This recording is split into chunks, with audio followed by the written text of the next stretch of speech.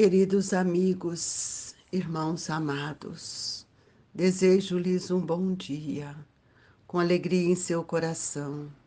Iniciando este mês, vamos pedindo a Jesus que as boas vibrações nos alcance todos os dias e que nós sejamos instrumentos da sua vontade, Senhor. Dai-nos o entendimento para que o Evangelho se torne um roteiro iluminativo para as nossas mentes, para o nosso caminhar. E assim, com esse desejo, Senhor, é que nós iniciamos ou damos continuidade às instruções dos Espíritos da nova era, para que a gente compreenda bem o papel do Espiritismo neste momento, em que juntos estamos compartilhando as dores da humanidade. Nós vamos dar continuidade, portanto, a este capítulo e aos itens em seguintes, porque são de extrema importância para todos nós. Então, nós vamos ler hoje o item 10 para encerrar o capítulo que nós estamos lendo. Eu não vim destruir a lei. Um dia, Deus, em sua inesgotável caridade, permitiu que o homem visse a verdade varar as trevas. Esse dia foi o do advento do Cristo. Depois da luz viva, voltaram as trevas. Após alternativas de verdade e obscuridade, o mundo novamente se perdia.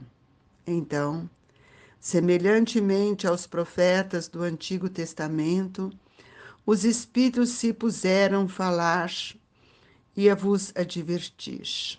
O mundo está abalado em seus fundamentos. Reboará o trovão. Sede firmes.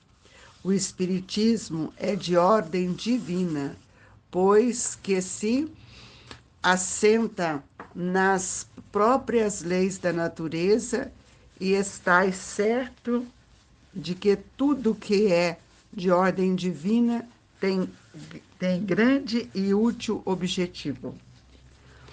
O vosso mundo se perdia. A ciência desenvolvida a custo do que é de ordem moral, mas, conduzindo-vos ao bem-estar material, redundava em proveito do espírito das trevas. Como sabeis, cristãos, o coração e o amor têm de caminhar unidos à ciência. O reino do Cristo, passados que são 18 séculos, e apesar do sangue de tantos mártires, ainda não veio. Cristãos, voltai para o Mestre que vos quer salvar. Tudo é fácil àquele que crê e ama. O amor o enche de inefável alegria. Sim, meus filhos, o mundo está abalado. Os bons espíritos vô-lo dizem sobejamente. Dobrai-vos a rajada que anuncia a tempestade, a fim de não serdes derribado, isto é, preparai-vos e não imiteis as virgens loucas que foram apanhadas desprevenidamente e a chegada do esposo. A revolução que se apresenta é antes moral do que material. Os grandes espíritos mensageiros divinos sopram a fé para que todos vós, obreiros esclarecidos e ardorosos, façais ouvir a vossa voz humilde, porquanto sois o grão de areia, mas sem grão de areia não existiriam as montanhas. Assim, pois, que estas palavras, somos pequenos, carecem para vós de significação. A cada um a sua missão, a cada um o seu trabalho. Não constrói a formiga o edifício de sua república e imperceptíveis animálculos não elevam continentes? Começou a nova cruzada. Apóstolos da paz universal, que não de uma guerra. Modernos São Bernardos, olhar e marchar para a frente. A lei do mundo é a do progresso. Fenelon Poitiers, 1861. Vamos convidar a todos a elevar o nosso pensamento até Jesus, nosso Mestre querido, que com seu amor ilumina a nossa trajetória. Senhor, fortalecei-nos na fé, na coragem, que tenhamos bom ânimo e alegria, que possamos, Jesus, caminhar no sentido da luz, crescendo para que o seu Evangelho se edifique nos corações dos homens. Senhor, faça de nós o instrumento da sua vontade, que sejamos probos, trabalhadores, conscientes, espíritos de boa vontade. E assim, nesta trajetória sublime, nós te pedimos, Jesus, dai-nos força e coragem, dai-nos o bom ânimo, dai-nos alegria, dai-nos o trabalho e ensina-nos a amar e a vivenciar a verdadeira caridade. Amado Mestre, agasalha-nos no seu manto, sustentando a nossa fé e iluminando a nossa trajetória. Obrigado, Jesus. Que este amor incondicional se estenda aos irmãos enfermos nos hospitais, para que todos eles recebam dos nossos companheiros médicos, enfermeiros, todos aqueles que ali se prestam serviço do trabalho do amor, que eles sejam todos envolvidos. Jesus, ampara os nossos irmãos que se encontram nas penitenciárias, doentes da alma, que ainda não compreenderam o valor do bem em sua vida, o respeito ao próximo e a valorização da vida.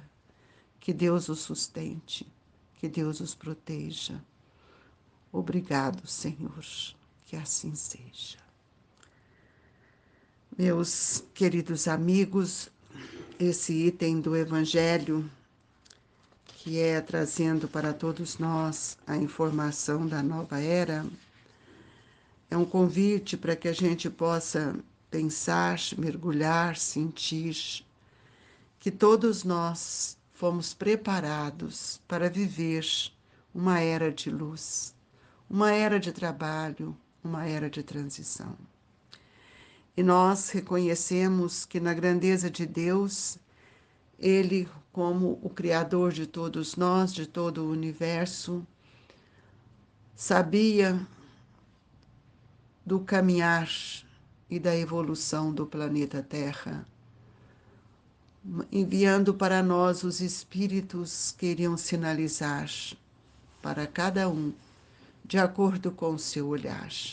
Estávamos mergulhados ainda nas lições sublimes dos profetas que anunciavam com tanto amor uma era divina, chegada do Messias, até que esse Messias chega, enviado de Deus, como Filho unigênito, aquele que veio para dar testemunho do seu amor, abrindo um novo cenário para a humanidade, o cenário do bem, do amor e da caridade. E mesmo assim, abalados por tantas lutas, por tantas dificuldades, o homem veio esquecendo tantas vezes do chamamento de Jesus. Enquanto esteve na terra, as trevas tentaram, mas não tiveram força, recuaram. E nós, sem compreender a grandeza do advento do Cristo, nós perdemos a grande oportunidade de fecundar em nossos corações a semente de luz que Ele veio trazer. O tempo passou e nós mergulhamos na escuridão dos nossos pensamentos, mergulhamos também na obscuridade de nossas ideias. Até então, o Pai envia novamente, por meio das palavras de Jesus, o Espiritismo, o advento do Espírito de verdade, que veio para nos esclarecer, pois o Espiritismo, ele é de ordem divina, para que nós pudéssemos compreender também a força das leis da natureza e essas forças que regem a nossa vida também estavam ou estão dentro de nós. Nós percebemos que duas áreas distintas desenvolveram: a ciência e a questão moral.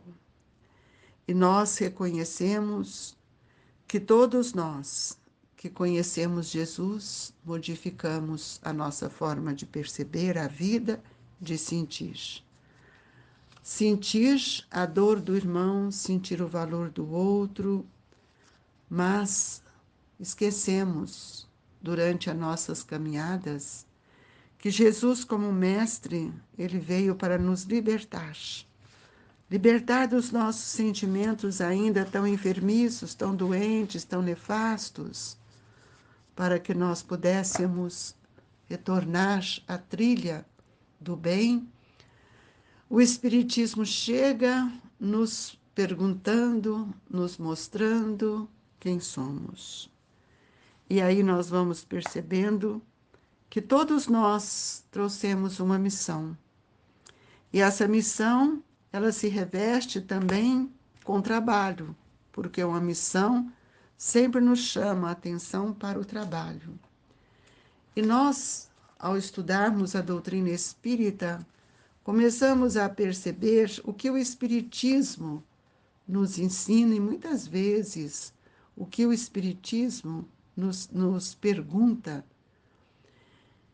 E o que hoje vejo que nós mais precisamos fazer é olhar para dentro de nós mesmos, mentalizando o nosso futuro. O que quero para mim? O que faço aqui? O que vim fazer?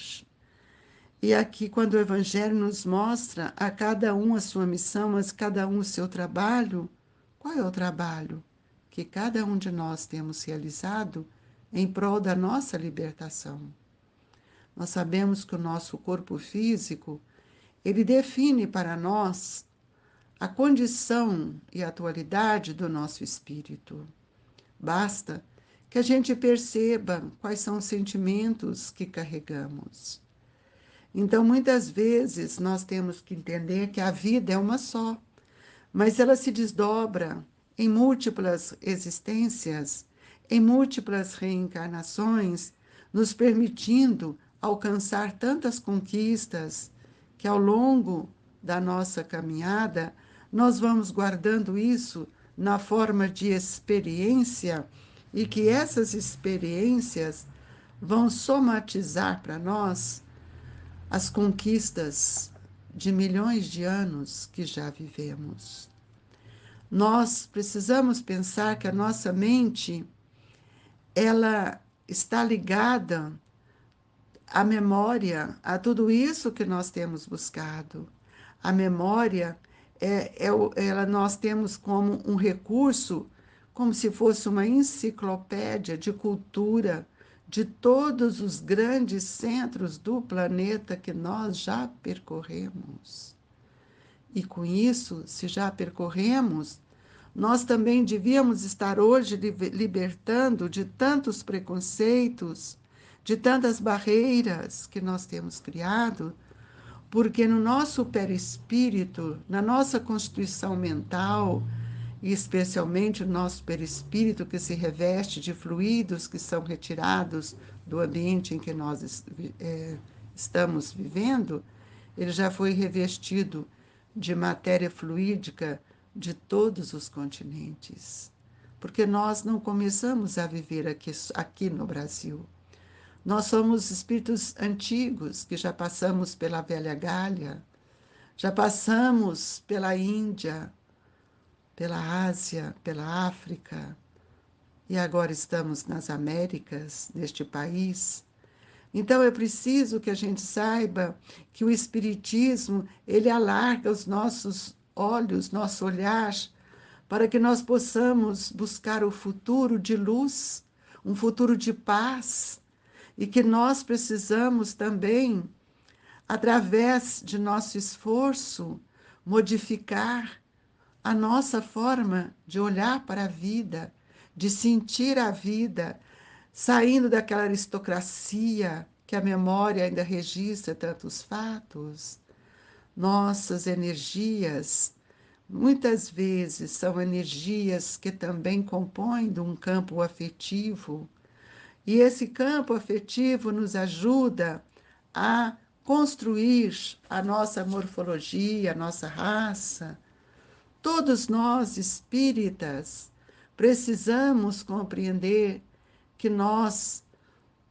todos nós, trabalhamos com os nossos sentidos e nós trazemos na nossa voz, nas nossas ações, a expressão do bem e do mal, e sabemos isso de várias formas, porque já vivenciamos em tantos idiomas.